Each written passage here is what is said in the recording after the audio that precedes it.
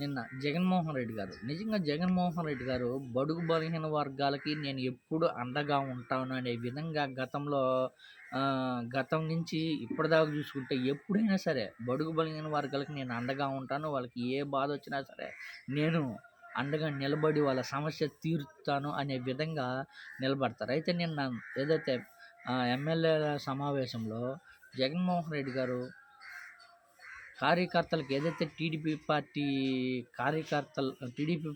కార్యకర్తల చేతిలో దెబ్బలు తిన్నా, వైసీపీ కార్యకర్తలు ఇబ్బంది పడ్డా ప్రతి ఒక్కరికి అండగా నిలబడతాము. మేమైతే ఓడిపోలేదు. మేమైతే పార్టీ ఎమ్మెల్యేలు ఓడిపోయారు. కానీ 11 సీట్లే వచ్చినాయి. అయినా కానీ మేము రాష్ట్ర ప్రజలకి అండగా ఉంటాము. ఏ సమస్య రాకుండా మేము చూసుకుంటాము.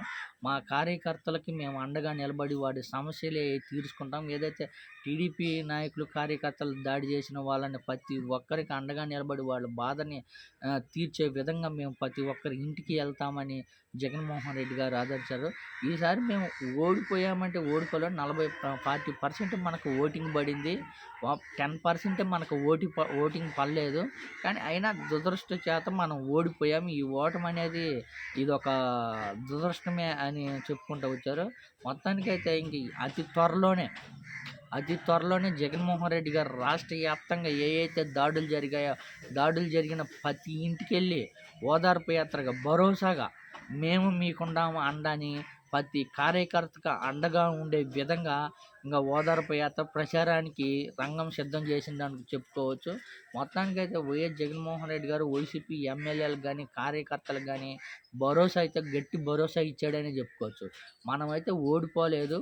10% మనకు ఓటింగ్ పడలేదు. 40% మనకు ఓటింగ్ పడింది. అయినా కానీ మనం గట్టిగా నిలబడి పోరాడి 2024లో మళ్ళీ ఘన విజయం సాధిస్తాం. మీరేమో అధైర్యపడవద్దు. కార్యకర్తలకు అండగా నిలబడదాం. కార్యకర్తలకు ఏ ఇబ్బంది వచ్చినా సరే మనం ముందుండి నిలబడి వాళ్ళ సమస్యలు తీర్చి బడుగు బలహీన వర్గాలకి అండగా నిలబడదామని జగన్మోహన్ రెడ్డి గారు గట్టిగా హామీ ఇచ్చారు. నిజంగా జగన్మోహన్ రెడ్డి గారు ఈరోజే కాదు, గెలిచినప్పుడైనా ఓడిపోయినప్పుడైనా ఎప్పుడు బడుగు బలహీన వర్గాలకి అండగా ఉంటాడని చెప్పుకోవచ్చు.